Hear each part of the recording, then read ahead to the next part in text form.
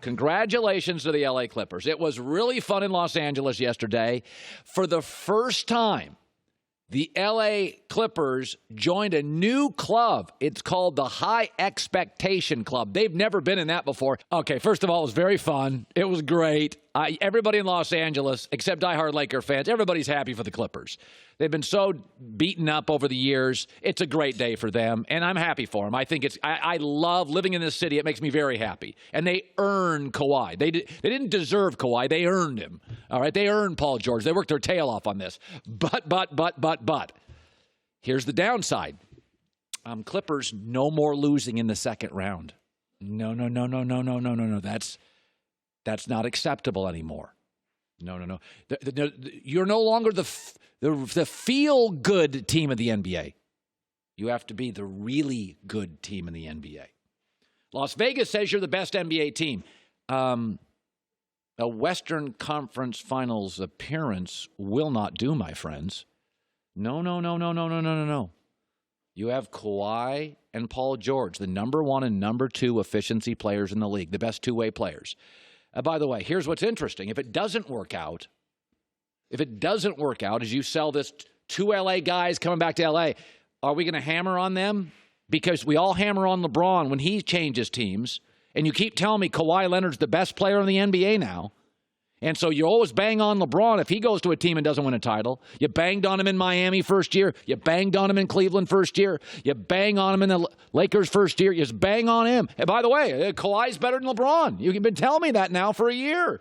He's better. Okay, never forget this. Last year was warm and fuzzy. Last year, they were underdogs. I've worked at companies that are big and favored, and I've worked at this company that's young, growing, fledgling. It's way more fun. It's light and breezy to be an underdog. It's heavy to be a favorite. Okay, the Yankees are favorites. The Lakers historically are favorites. The Steelers every year are favorites. Now the Clippers, your favorites, and it changes everything. The Jacksonville Jaguars could not handle it, even with all that talent. Got to the AFC Championship. Next year, favorites, Super Bowl, 5-11. Boston Celtics, by the way. Gordon Hayward's now healthy. Jason Tatum's getting better. Kyrie is healthy. It didn't work. Couldn't handle it. Celtics were young and plucky. Eastern Conference Finals. It feels light and breezy. You bring in a couple stars now, second round won't do. It's been fun forever, but don't kid yourself. Taylor Swift has more banners in the Staples Center than the Clippers. Okay, that's their history. No expectations. The statues outside Staples are all Lakers or LA Kings. There's no Clippers. The Clippers rent the Lakers building. They're the stepbrother. They're the fun brother. But now you're the big dogs. And by the way, could it unravel? Absolutely. Paul George, shoulder surgery. What if he misses the first 22 games? It's going to take another 30 to at least get it ready. Kawhi wants 15 to 18 games off. Paul George isn't healthy. Lou Williams says, I'm 33. I'm the leading scorer last year. Can I have 9 games off? Last year, Doc Rivers called him the blacktop team. Playing in the driveway. And no longer. Now you're on the interstate, and you're supposed to lead the pack. So this is a whole different ball game. I think they're going to be really good. I think they should be NBA favorites. But remember when Nick Foles turned down opportunities, the Philadelphia Eagle backup quarterback? He turned down opportunities to be a starter. And do you know why he did that? Because it felt different. He liked being the backup to Carson Wentz. There was no pressure. Nick Foles comes in, very coachable. I'm not the franchise guy. No pressure on me.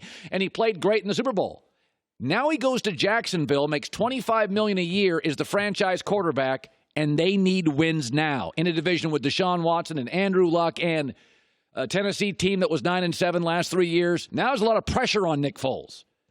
So I want to see how it turns out. I'm happy for him, but the Clippers have joined a new club. It's called the Expectations Club. A lot of pressure. It's going to be heavy. It has a chance to derail. Paul George's shoulder is not ready for regular season. Kawhi wants 22 games off. You have stars now. The chemistry in the building is going to change. Can't wait to watch it. Can't wait to watch it. But you're in a new club. No more second-round playoff exits. So yesterday it was Mardi Gras for the Clippers. Very exciting time. Steve Ballmer's yelling and screaming, and the Clippers have Kawhi and Paul George, and it is still a Laker town. It is still a Laker town. And I want to tell you something, and you don't want to hear this. It is still a town where the best basketball player in the world plays for the Lakers. It's LeBron James. Kawhi Leonard is a very good basketball player. He can't handle the ball like LeBron. He doesn't pass nearly as good as LeBron. He doesn't rebound as good as LeBron. LeBron's got more MVPs. LeBron's got more finals MVPs. In fact, one of the MVPs Kawhi got in the finals was because he guarded LeBron and held him to like 35 points per game, something like that. The reality is the best brand and the best player are still Lakers, and that's LeBron James. The Lakers will be fascinating win or lose. The Clippers will only be fascinating if they win.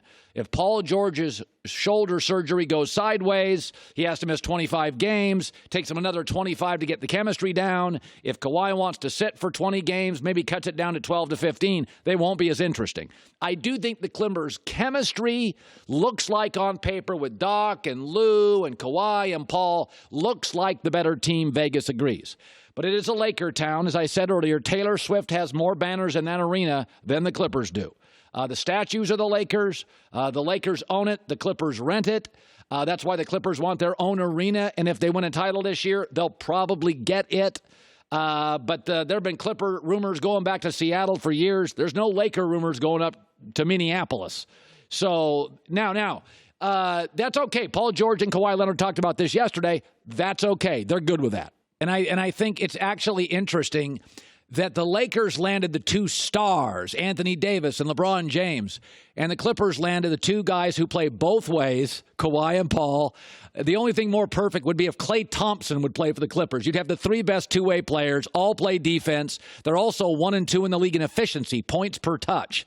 So in a weird way, the Clippers actually landed guys that are perfect for their brand, which is the Black Talk team. We're playing in the driveway. We play hard, head down, low profile. The highest profile Clipper until, a couple of weeks ago was Doc Rivers. He was the star in the room. That's the autograph. So I think it all works out fine. But it is a Laker town. LeBron and AD will be interesting, perhaps more so if they flame out.